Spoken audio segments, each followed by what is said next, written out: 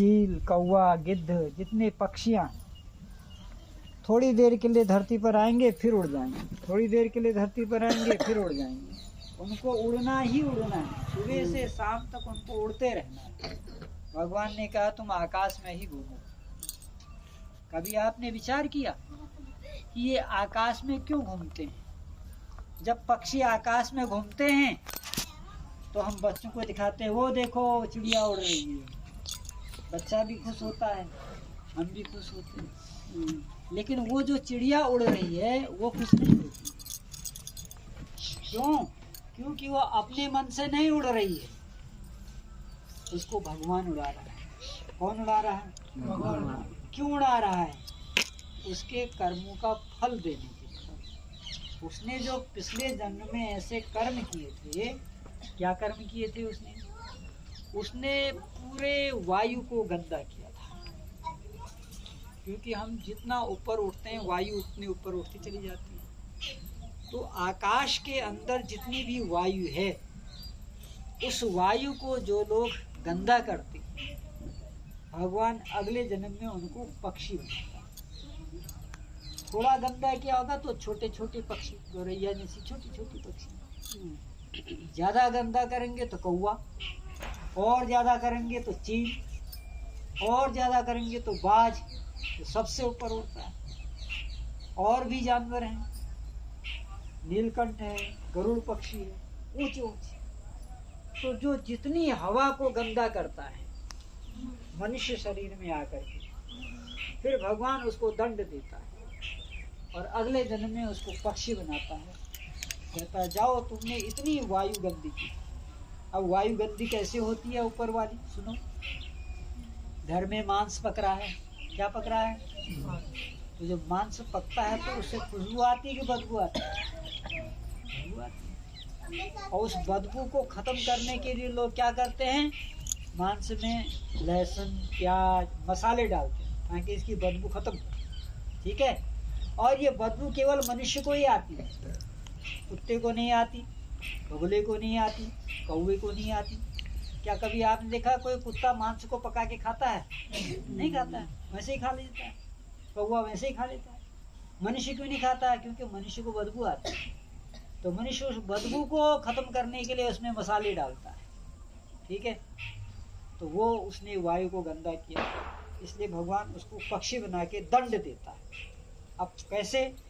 जब ये पक्षी ऐसे ऐसे करते हैं ना, ऐसे ऐसे पंखों को ऐसे ऐसे, तो उससे ऑक्सीजन निकलता है। क्या निकलता है? और उस ऑक्सीजन से हवा क्या होती है?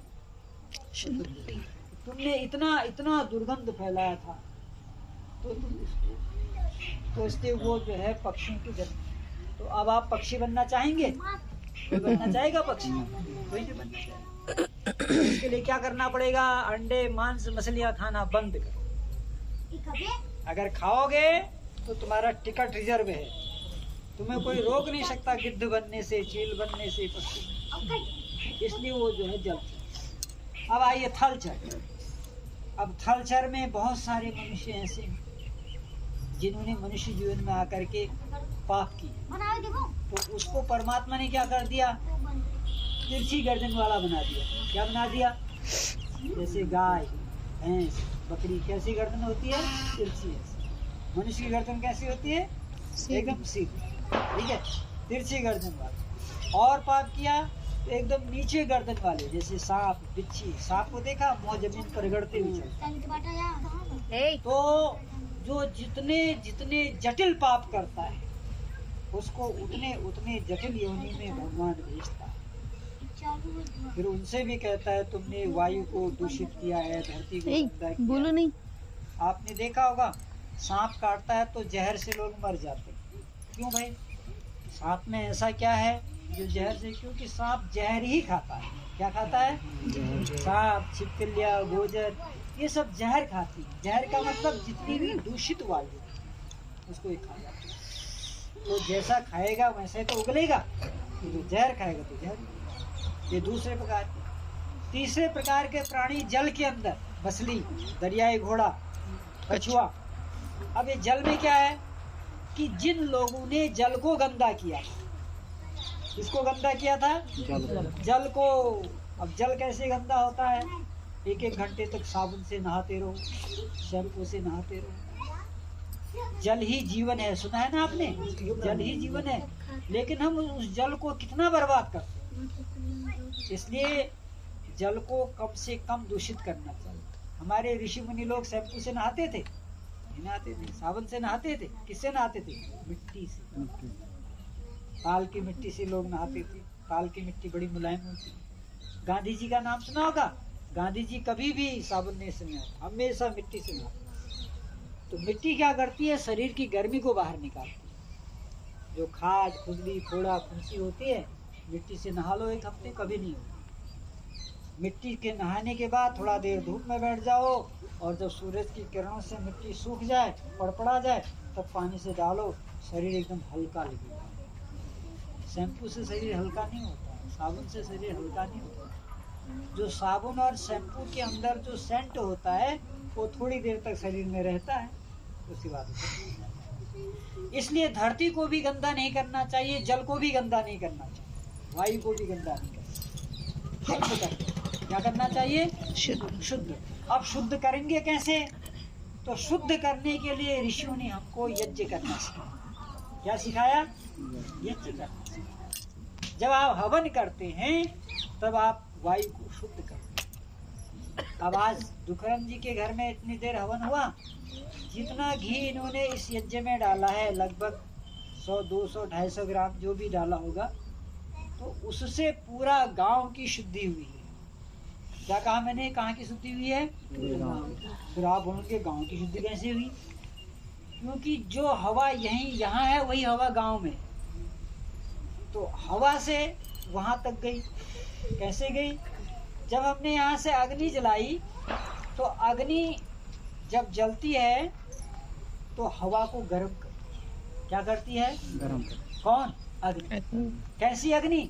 जिसमें घी है, अनेक प्रकार के जड़ी बूटियां हैं, औषधियां हैं, सामग्री हैं, अनेक प्रकार के सामान उसमें रखे गए हैं। तो वो सारे सामान क्या करते हैं? अग्नि में जलते हैं। तो अग्नि क्या करती है? अग्नि उसको छोटे छोटे टुकड़ों में बांटती है। ठीक है? अग्नि में डाला हुआ पदार्थ,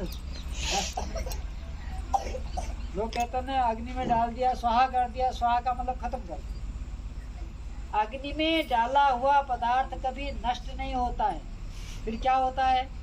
फैलता। क्या होता है? फैलता है। जैसे अभी इस यज्ञ कुंड में हम ला करके 2 लाल मिर्च डाल दें, क्या डाल दें? क्या होगा? कोई रुकेगा नहीं। भाई डाला यहाँ था और लगा वहाँ, तो वहाँ कैसे गया वो? हवा। कैसे गया? हवा के द्वारा गया। तो जैसे वो मिर्च हवा से किसी के घर में दाल छौंकती हो, तो पूरे गाँव में पता लग जाता है कि फलाने के घर दाल छौंकी गई। वो दाल के नीचे क्या जल रही थी? अग्नि। अग्नि ने फैलाया। अग्नि हवा को गर्म करती है, और जब अग्नि हवा को गर्म करती है तो हवा हल्की हो जाती है। क्या हो जाती है? हवा बहुत भारी होती है, लेकिन जब आग के संपर्क में आती है तो हल्की हो जाती है। और जब हवा हल्की हो जाती है तो उड़ती है, और जहाँ जहाँ तक वो हवा जाती है वहाँ तक वातावरण क्या होता है? यही तो पुण्य है। अब आप यहाँ से हरिद्वार जाओगे गंगा में नहाने, तो यहाँ से हरिद्वार जाओगे तो पैसा लगेगा या नहीं लगेगा? 2000, 4000 टिकट में लगेगा। उसके बाद वहाँ खाएंगे पिएंगे, 2-4 हज़ार उसमें लगेगा। 6-7 हज़ार रुपया खर्च करेंगे, तब 2 डुबकी लगाएंगे हर हर गंगे करके, फिर घर चले आएंगे, नहाएंगे, बस। और यहाँ केवल 100 रुपये का हवन किया गया होगा मुश्किल से। ठीक है? और उस 100 रुपये की हवन में पूरा गाँव, विक्रम ने भी नहाया, उसके परिवार वालों ने भी नहाया, और पूरे गांव वालों को नहला दिया। बोलो हरिद्वार जाना बड़ा पुण्य हुआ कि ये पुण्य ज्यादा हुआ? ये पुण्य ज्यादा। इसलिए ऋषि ने कहा घर घर में हवन हो।